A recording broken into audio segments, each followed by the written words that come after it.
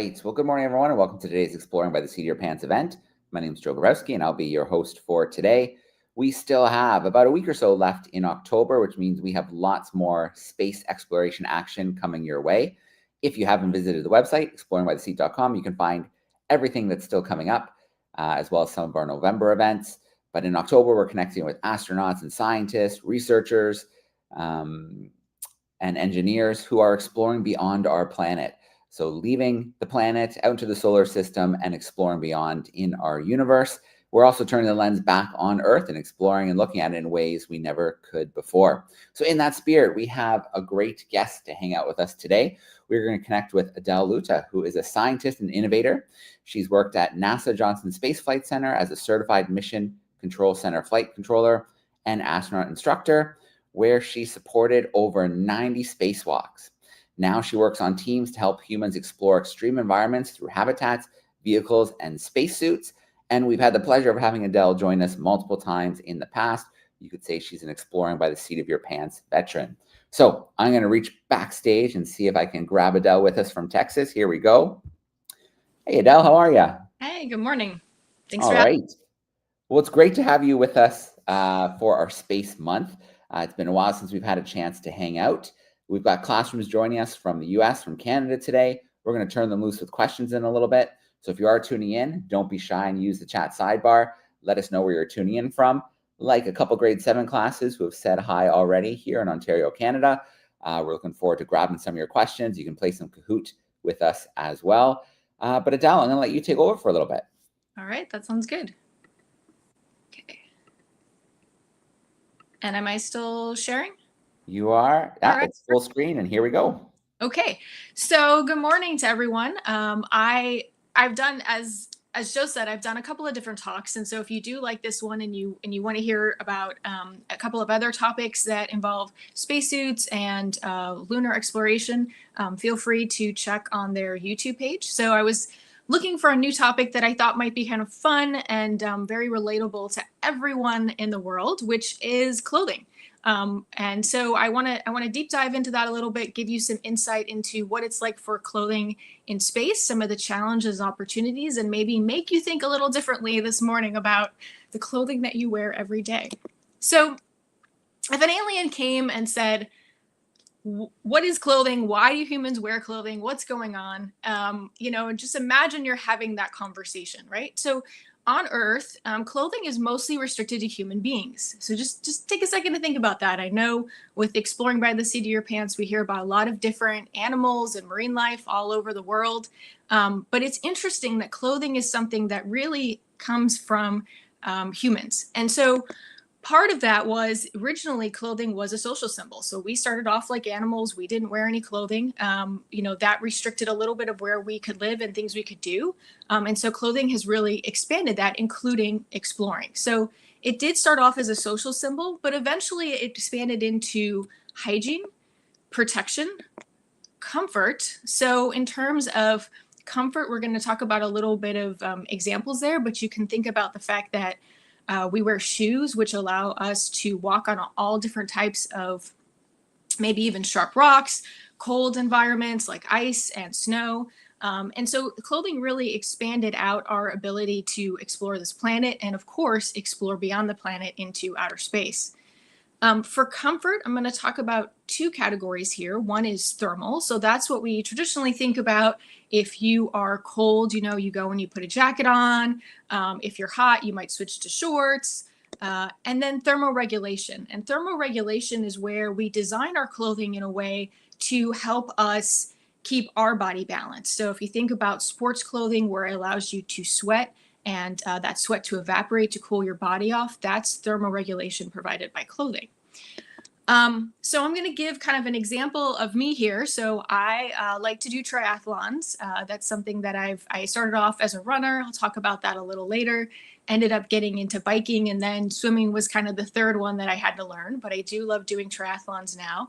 And triathlons are a great example of, instead of us just wearing normal clothing that we get up and get dressed on every day, either for school, if it's our uniform, or work and what your parents might have, or your any of the adults around you might have to wear.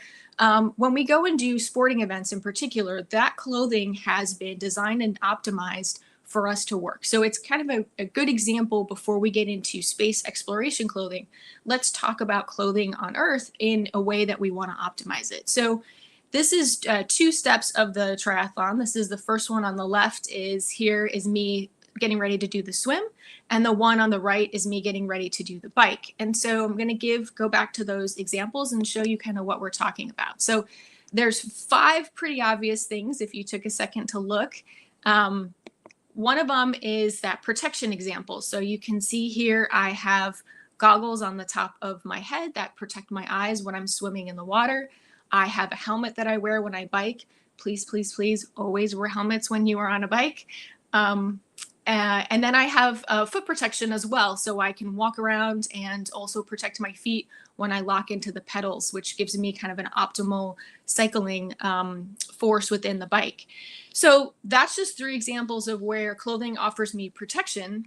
Let's talk about thermal. So when I did the swim, the water was a little bit chilly. Water actually removes thermal from your body at a 20-to-1 of atmosphere. So there's 20 times more heat being removed when you're in a water environment versus an air environment. So that's one of the reasons why you'll see people doing triathlons wearing kind of thermal protection if the water's cold, as well as scuba divers. A lot of times you see them wearing wetsuits, which is a material called neoprene.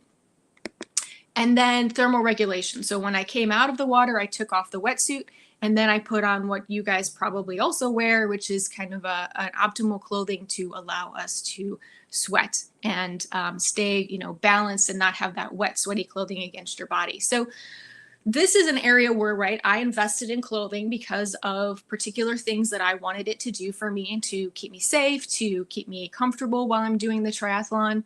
And so it just gives you an idea of kind of as we move forward to space exploration, what are some examples?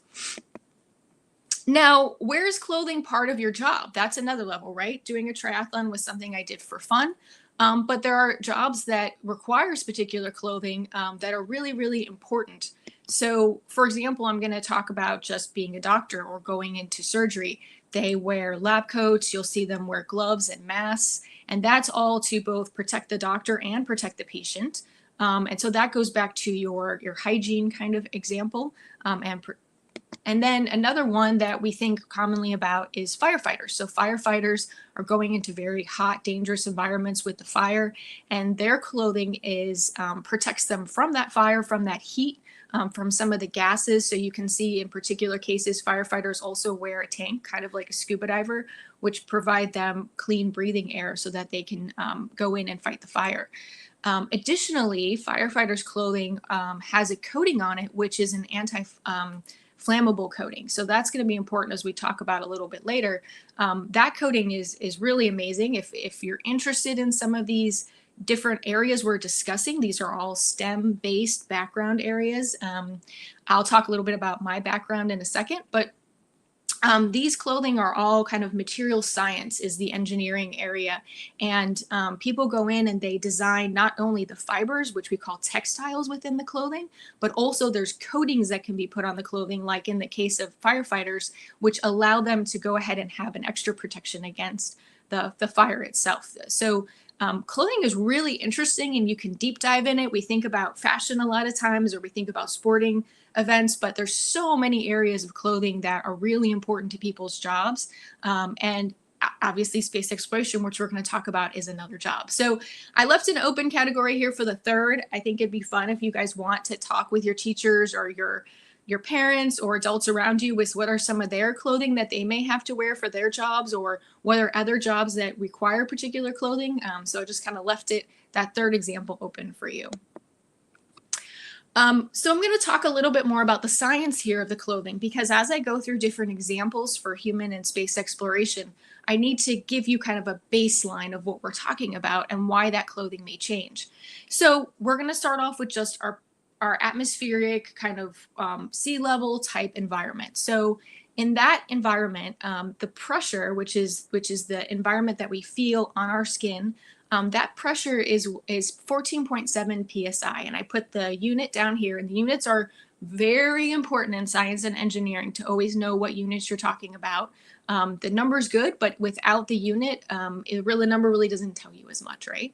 So pounds per force per square inch.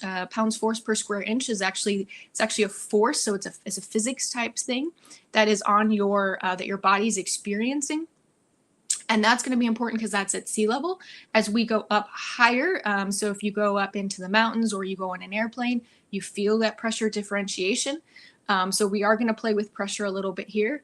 And then the oxygen levels. So our atmospheric mixture is 21% at a sea level. That does vary. So sometimes if you see explorers going up to, say, the top of Everest and they have oxygen tanks, supplemental oxygen, that's because there's a lower oxygen level the higher you get up in the atmosphere. So 21% is our kind of, again, our baseline. And then for thermal, we're going to use a baseline today of 75 degrees Fahrenheit, 23 degrees Celsius for those of you that use Celsius. So that's kind of our average body temperature. Some people like it a little warmer, some people like it a little colder, but we're going to use that one today for kind of a comfortable temperature. And just to give you an example here, there are these hybrid environments. So one of the environments that I've been able to do is surface supply diving. I was able to experience this while also working during an underwater habitat called Aquarius in the Florida Keys. And surface supply diving is a way to supplement some of the breathing atmosphere, but at the same time, you're feeling that extra pressure that is in the ocean. So there can be environments where we try to create the entire environment, and then there can be these hybrid environments where you're experiencing some of this, the features, but then we're compensating by other features. So just realize it can get really complex, which I love. I think it's very interesting. I think our bodies are amazing, just technology innovations, and to respect them and to take care of them because they really do so much. And you'll see here as we move forward in exploration, all the different environments we put them through.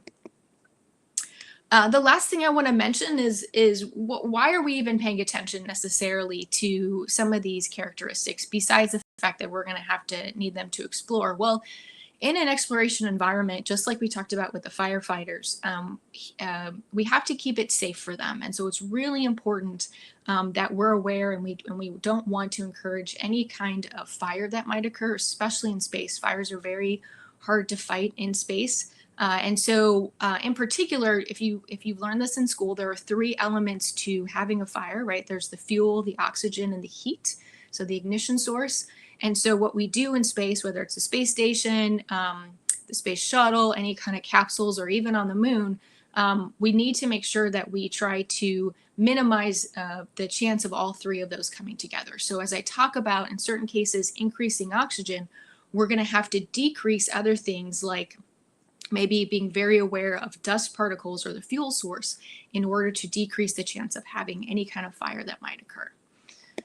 All right, so that's a little bit of our core background. Let's talk about some more examples. So the International Space Station, which has been in orbit for 27 years now, the numbers are a little old, but this year will be 25 years continuous habitat with humans. So that is amazing. I know that's probably older than many of you here on the call, but I was very lucky, as Joe mentioned, to be able to be part of the space shuttle program where we built the International Space Station, and very proud of the fact that it's still up there. Humans are up in space every single day. It is an international with Canada and the US, Japan, so many different countries all coming together. And it really is an amazing, amazing environment. And it's what we call a shirt sleeve environment when we're talking about clothing.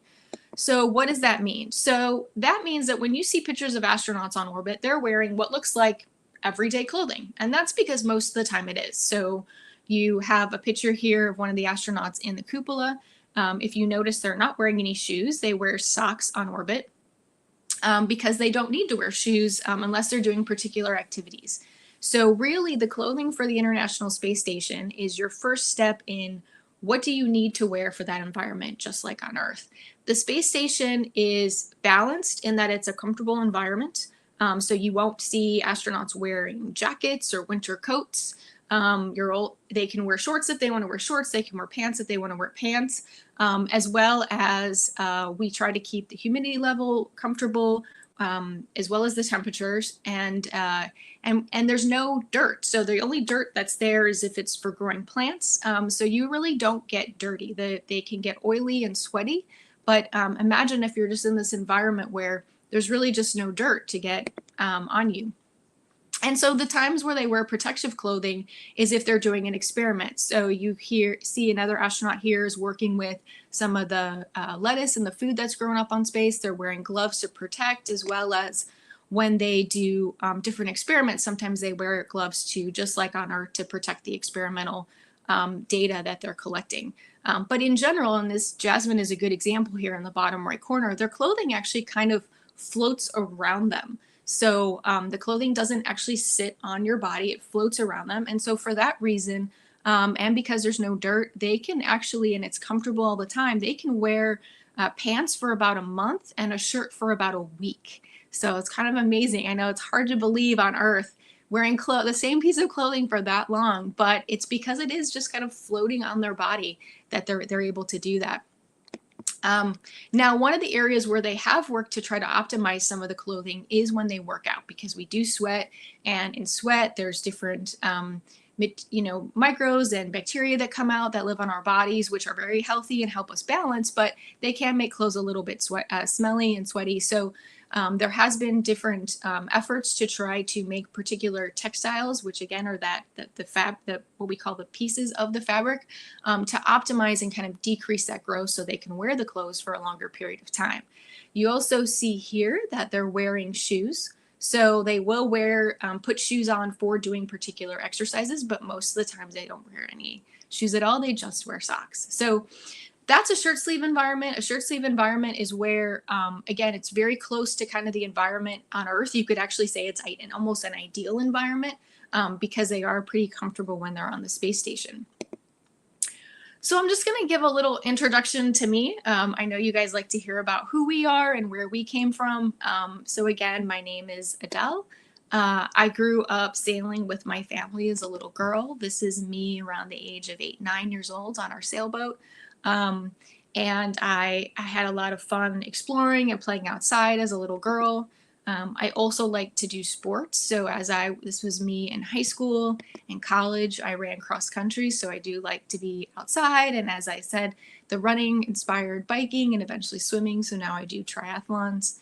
And I decided from probably when I was about 8, 9 years old that I really liked science. I liked math initially. And when I found out that science was a way to use math in a practical manner, that was just really exciting for me. And so as I got through middle school and high school, I kept really enjoying science. And so there's a picture of me as an undergraduate where I'm doing some of the first physics experiments that I've ever would do. And physics to me was really interesting because of the way of how much it used the math and the way that we were talking about matter and energy and time. And so that was something that I wanted to personally pursue. So let's keep moving. So that degree allowed me to then go ahead and become an applied physicist, which meant I had the ability to work at NASA. This is during the space shuttle program and the space station program. I was able to train astronauts to do spacewalks, which is where I learned about clothing and spacesuits. And then most recently now, this is a zero-G flight in which I was able to participate on a team. So that's me with the blue band in my hair. And I'm wearing specialty clothing there where I'm wearing a single piece jumpsuit, right? Because we're going up and experiencing zero-G and we wanted our clothing to all be kind of one piece. And so we're testing out a new spacesuit and that's part of the transition. So originally I was training astronauts to use the spacesuits that were already part of the program, the NASA program, and now I had the opportunity in the last couple of years to work on a new spacesuit. So really exciting time. My STEM degree has allowed me to do all these really interesting things, and I would encourage you, if that's something that is of interest to you, to keep pursuing it. It is worth it. It does allow you to do really open a lot of doors for really neat things. So let's talk a little bit about now as we get closer to that traditional spacesuit that we think about, the white one you saw in the picture, but about like in between spacesuits. So in between spacesuits are what we call launch, entry, and abort spacesuits. So there's a couple of examples you've seen here. There is what we call pumpkin suits, which are the Acers, those are spacesuits that were worn on the space shuttle. Boeing now has their own spacesuits, and you might be more familiar too with SpaceX. So these spacesuits, the white ones, are worn on Dragon when the the astronauts launched to the International Space Station. These spacesuits are designed primarily to operate in, again, that basic atmospheric condition. So 14.7, 21% oxygen, and around a 75 degree Fahrenheit environment.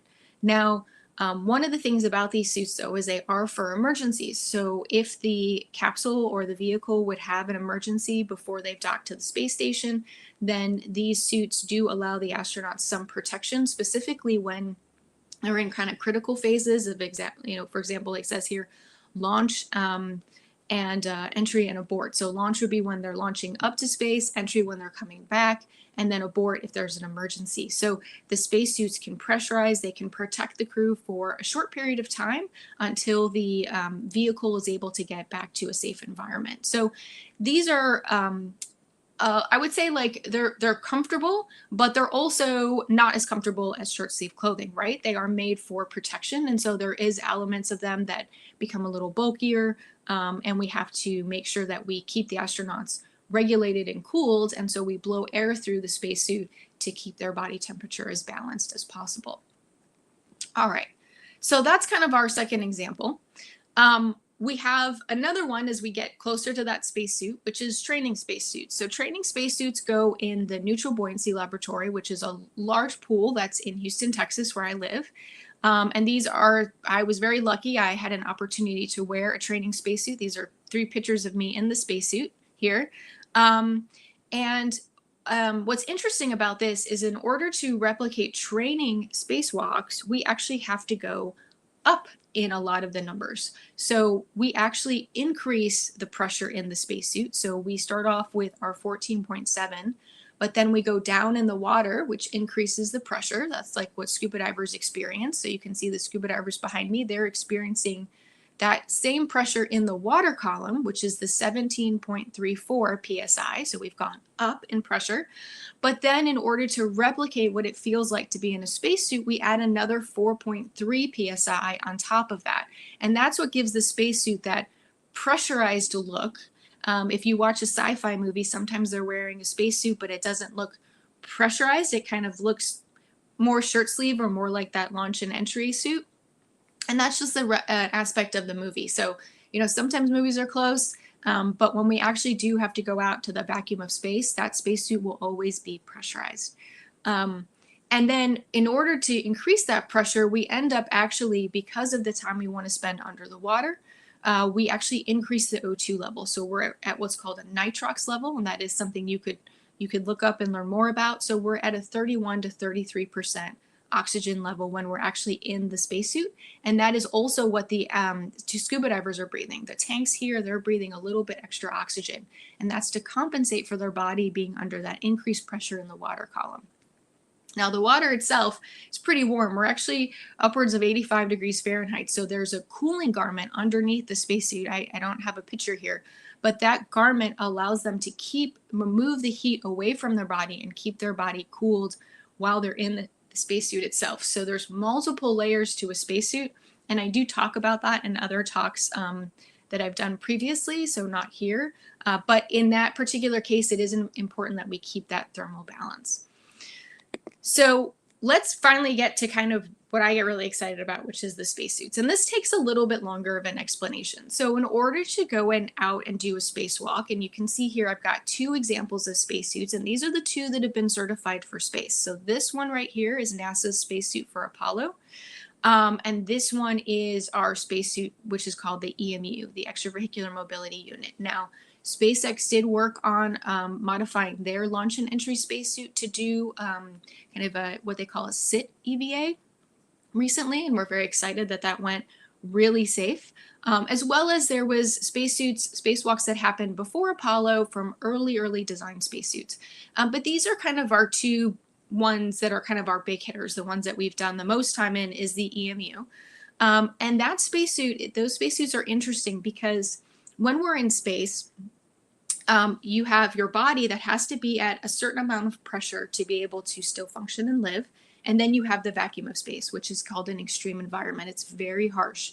And our bodies would not, as you probably all know, because you're super smart, would not be able to live for an extended period of time in the vacuum of space. We need the thermal conditioning, we need the air to breathe, we need the pressure on our body to keep our body pressure balanced.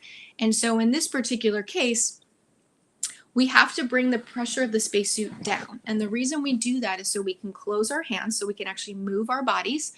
Because if the pressure was too high, we'd be very stiff in the spacesuit and we wouldn't actually be able to move. So in order to do that, we have to compromise. And we compromise by bringing our whole body down to what is an absolute of 4.3. So that's a big change. Remember I said that we were at 14.7 for sea level. So our bodies are amazing. It can go up in pressure, like when we go down in the water and we scuba dive, and it can so up in pressure, and then we can also go down in pressure when we wear a spacesuit.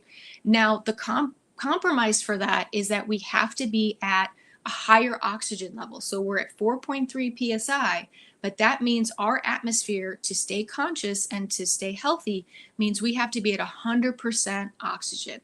And 100% oxygen can be very dangerous because that's a highly flammable environment. And then the other piece about this is the extreme environments. So I gave you actually I forgot, should be negative 455 degrees Fahrenheit and negative 260 degrees Celsius. So now instead of being warmer like in the water column, we're actually much, much colder. And we also go from extremes. We go very hot in the sun, and then we go very cold. And so all of these layers on the spacesuit that you see, that is to help regulate our body temperature. And we're wearing that undergarment with the water that is providing cooling, as well as micrometeor protection. And so there's many, many thin layers of fabric that allow to make up for the spacesuit. So spacesuits are amazing pieces of clothing. They all also provide that protection, as we talked about. They provide a thermal environment. And I know I get a lot of questions about, well, when are we going to have a spacesuit that looks like the Martian, right? So this spacesuit looks more like regular clothing. I hope one day we do get to that. There's going to be a lot of new engineering that's going to be needed in order to get to a spacesuit that looks like this. That's a little bit closer to our body, a little bit thinner layered. I do have faith that eventually we'll get there. And that's why we need you. So we need you to be interested in spacesuits, to be interested in STEM and in engineering, and help us build the next spacesuits for the future, for Mars and beyond. And it's going to take a lot of work of really smart people to be able to get us there. But in general, it is amazing that we have spacesuits that allow us to go out into this environment. And as a kind of a challenge, because we can talk about this a little bit in the Q&A if you want, Artemis, which is the next program to go to the moon, instead of being 14.7 like we are on the space station, we actually have to be in between, because the goal is going to be to go outside and do spacewalks all the time. And so if we do that, then that means that pressure has to be lower. So think about, we have to be at an in-between pressure, so our body is kind of already used to almost going outside, but not all the way there. And because the 100% oxygen environment is highly flammable, we want to bring that down. So what we do is we have the atmosphere at 8.2, and that's what they're designing the vehicles, the pressurized rovers, the human landers. That will be at a 33% oxygen, but it will be around a normal kind of 75% Fahrenheit, 23% Celsius inside. So you can imagine there's going to be some interesting challenges here, especially because if we go back to what causes a fire, right? We have this increased oxygen, but we have a lot more dust particles. So as I mentioned, on the space station, we don't have dirt and dust as much as we do on Earth, but on Artemis we're going to have lunar regolith and lunar dust that we'll be bringing in and out. And so we have to find ways to minimize that dust exposure in the atmosphere to make sure we stay really safe. So I love extreme environments. I love being able to explore. It's really exciting for me. I think these are really exciting challenges, and I look forward to working on them every day when I get to go into work. And I love the people I work with. I think it's really awesome to work in a team and to work with all different types of peoples with different backgrounds. But in particular, these are challenging environments to work in. And so we are continually looking for better solutions. just want to leave you with a couple last thoughts here. So, like I said, I am a physicist. I also have been able to, travel, explore the world. I do love scuba diving. I dive and do coral restoration. I also am a private pilot. And so, no matter what career you pick, I just want you to know that you can always do other things, always have interesting hobbies. You don't have to just pick one thing in life. I think life is really about exploring and kind of living life. That being said, if I could just provide some interesting perspectives of what I've learned, a lot of times people look and say, oh, you've done all these different things, but just realize I didn't always succeed on my first try. There was a lot of times where I was learning to get comfortable with things, especially in scuba diving and flying. I was trying and trying again. And so failure really is just a moment in time. Just keep trying, keep working at it, and you'll be successful. And passion is more important than perfection. You might be one of those people that get straight A's in school or get 100 on a test. But in real life, especially when we're working in these very extreme environments, these very challenging environments, it's really important that you're passionate about what you do because it's so incredibly challenging. And at the end of the day, you want to be as safe as possible and you want to have the best design you can. But it's really more important that you pick something that you're passionate about, especially when things are hard, because that's what's going to keep you going.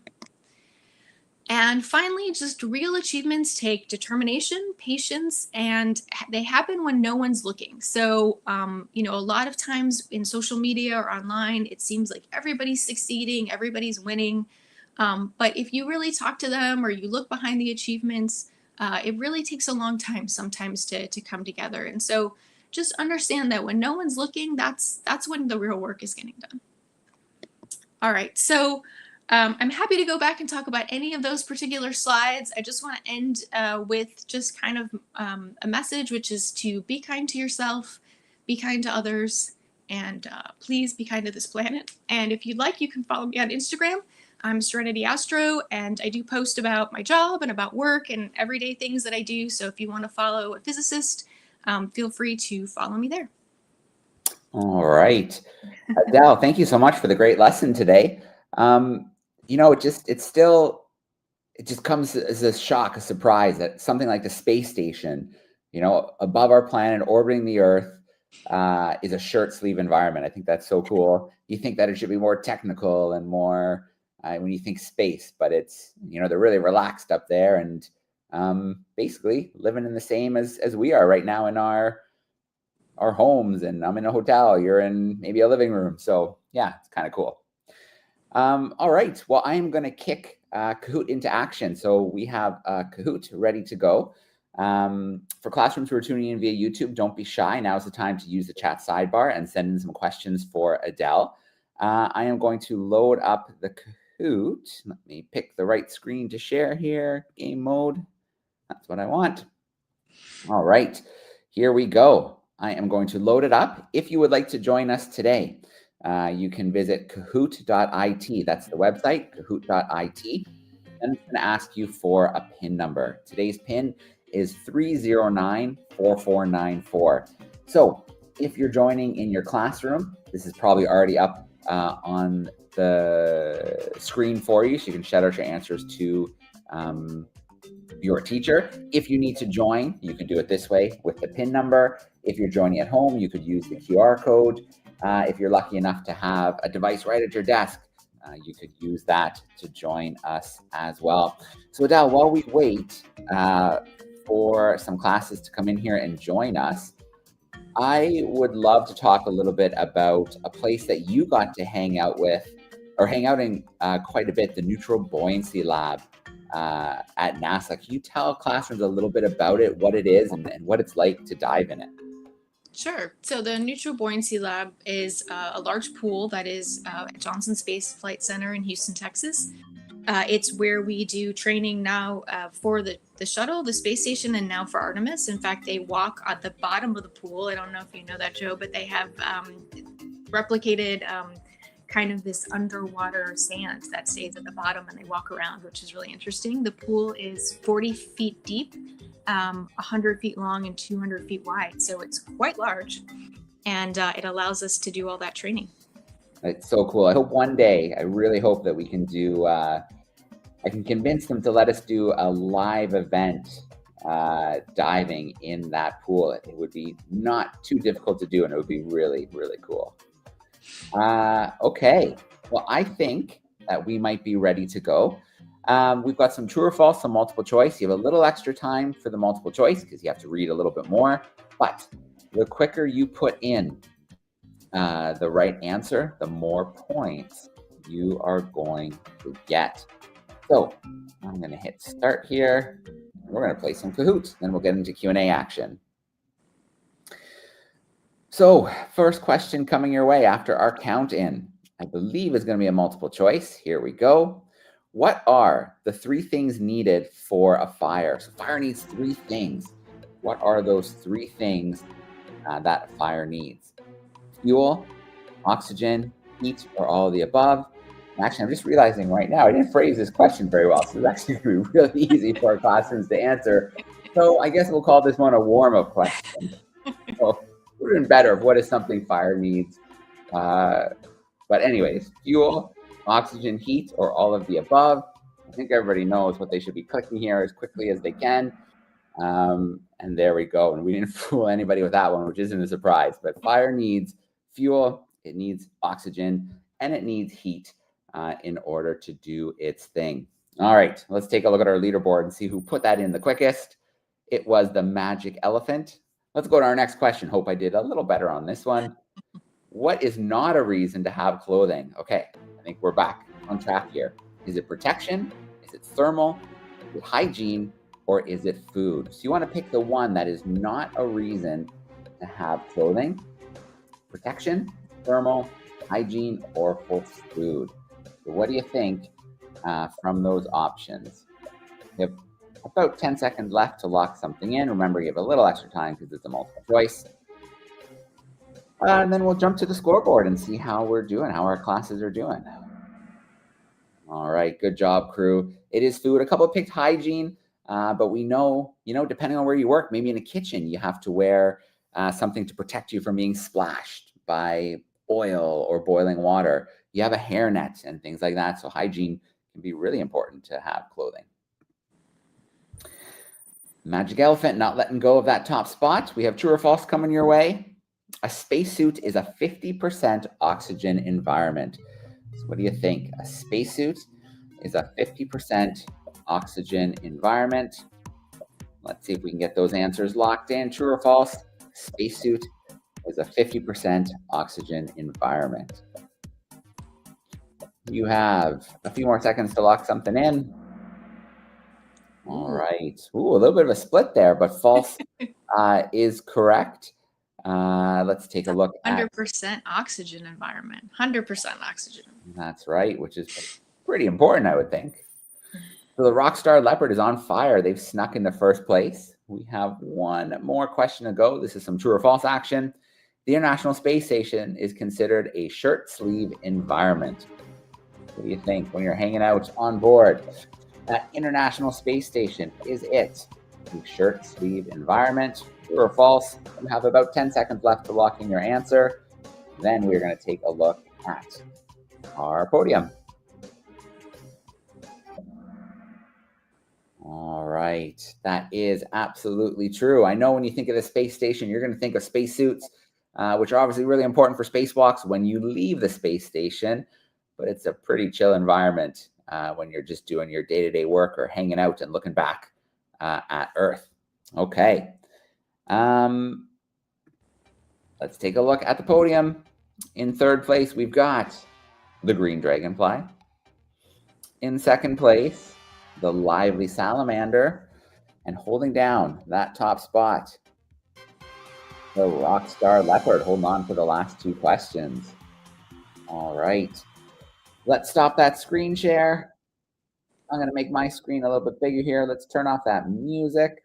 And let's spend the rest of our time together having a little Q&A action.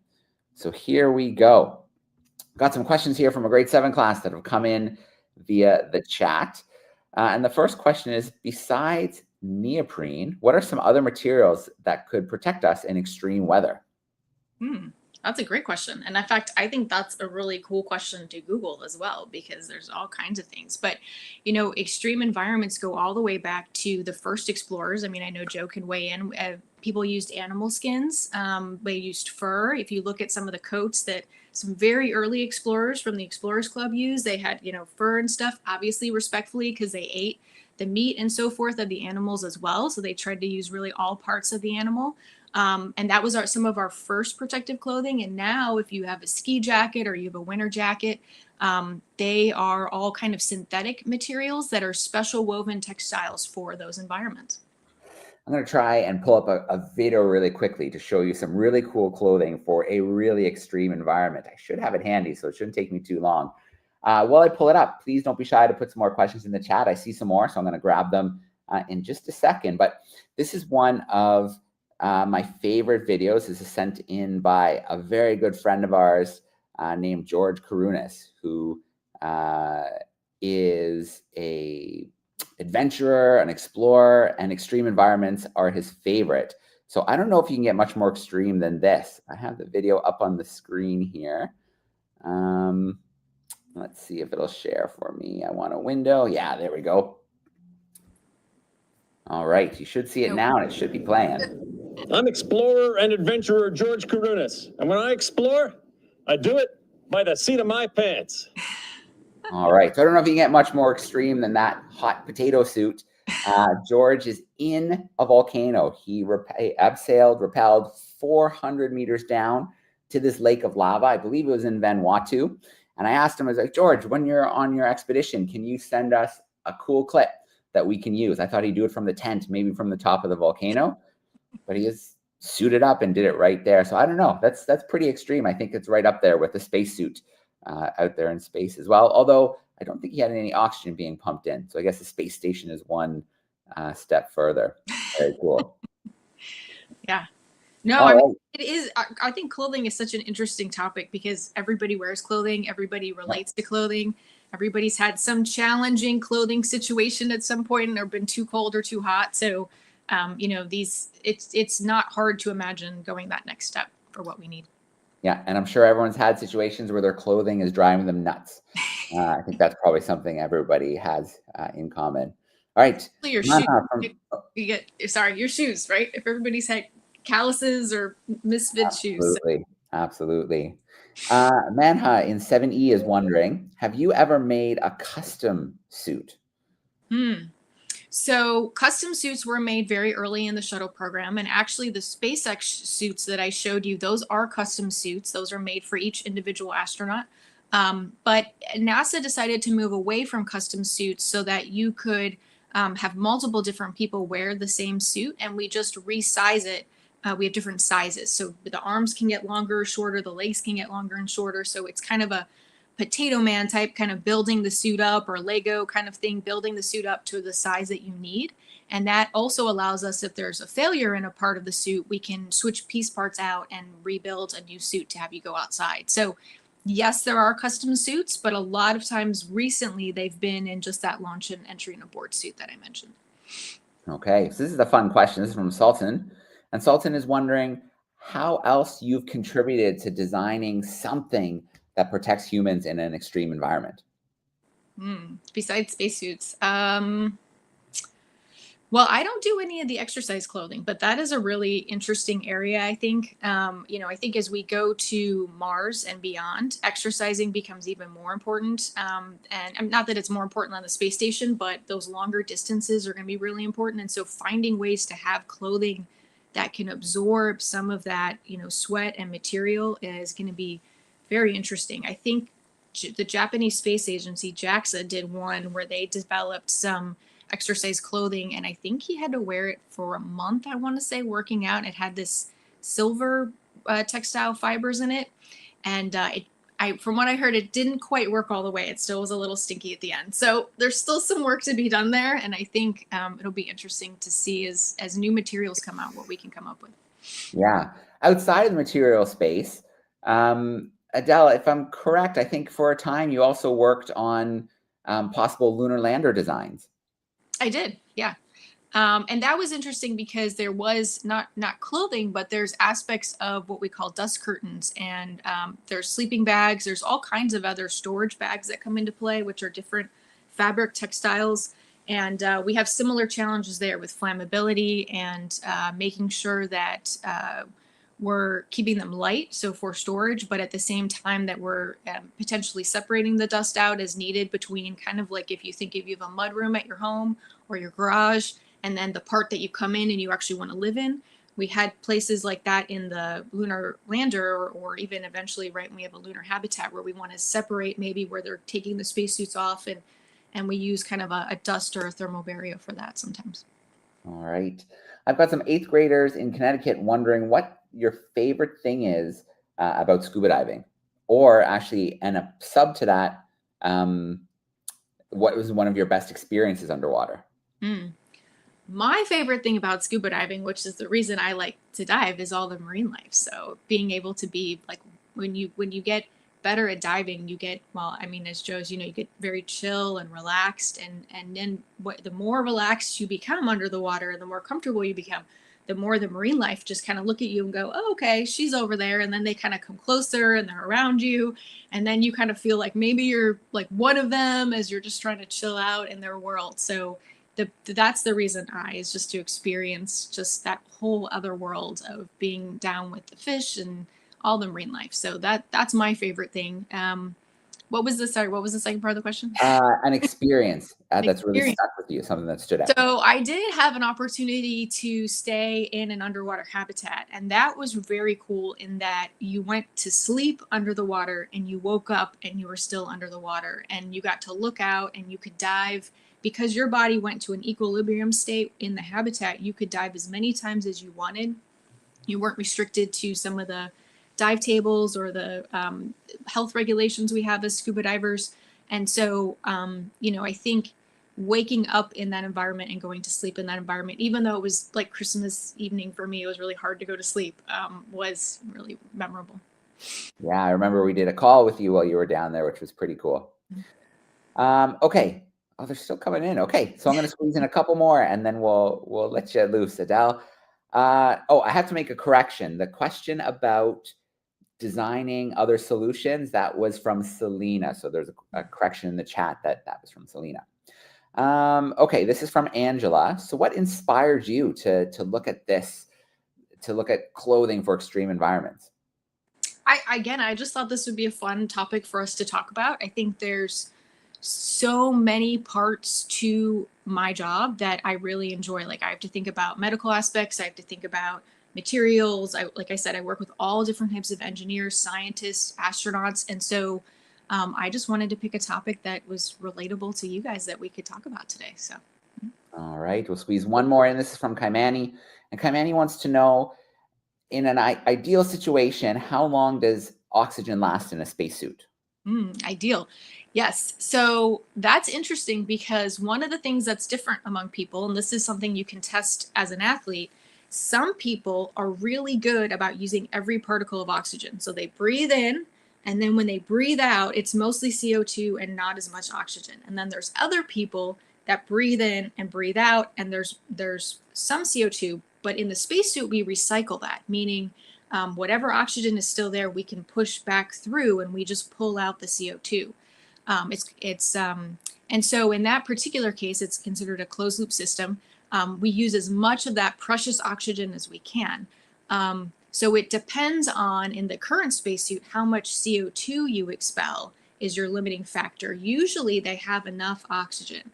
So spacewalks on average are around 6.5 hours. It takes a little longer to get from inside the space station outside and get from outside back in. So they're in the spacesuits longer than that. But really, the next spacesuit, which I'm very excited about, will have similar technology to the space station, which is it'll get to remove the CO2 and continue to use all of that oxygen, which means our spacewalks should be longer. And then it's just a matter of how much energy you have. So. Yeah, absolutely. I'm sure you can relate to this. Sometimes when you're diving with someone who's maybe a new diver, they're really nervous, they can suck back a tank in 20, 30 minutes. Whereas, I remember dives in the Bahamas where it was clear and warm, and just kneeling on the sand bottom with hammerhead sharks, and the tank could last over an hour and a half. So it really depends on how much you're exerting yourself and how you're breathing, how relaxed you are, can really play a role. All right. Well, I was going to end it there, but we did have one more question squeak in. And this goes back to your time at Johnson Space Center. What was your favorite part about working with NASA? Well, so I still do work with NASA on different topics now, but not in the same way, you're right, as when I was an astronaut instructor and flight controller. I think my favorite part is still the same part now, which is the people. One of the things that was exciting for me, I was living in Cleveland, Ohio at the time when I got hired to work in Houston. So I had not worked in Houston before. So I was moving to a new city, didn't know anyone here. My family didn't live here. And what was really cool about Johnson was because this is the only place we train NASA astronauts for NASA, and we do mission control for human spaceflight right now for NASA. Anyone who wanted to work in that area had to come here. And that includes even some international people. And so for us, you just had a lot of people that mostly as like a little kid wanted to do this job, wanted to be part of this mission. And for all of us to come together, it kind of created this second family, you could say, which is that we would, if we were working in mission control over a holiday, because they do work over the holidays, then you would all kind of go and hang out together. So there was this aspect of, yes, you were kind of like expeditionary teams. You're away from your family, but it's a new family. It's a different family. All right. That sounds like a pretty cool environment to work in. I want to start with a shout out to our classrooms. Thank you so much for hanging out with us today. Thanks for sending in the great questions. Thanks for playing Kahoot. I should give a shout out to, there's a lot of teachers who are in professional development today in different places in Canada for their report cards. So a shout out to those teachers, and hopefully you'll be able to catch this recording next week with your classes. Adele, thank you so much. It's always great to steal some of your time. Thank you for bringing a really cool new topic to our space exploration. We haven't talked about spacesuits a lot, or clothing for extreme environments. So that was really fun to get to hear a little bit about that and some of your experiences as well. All right, thanks for having me. All right, thanks everyone. We're going to sign off for today. We hope to see you in some more space events before the month ends. But for now, we'll say goodbye and hope everyone has a great weekend. Thanks, everyone.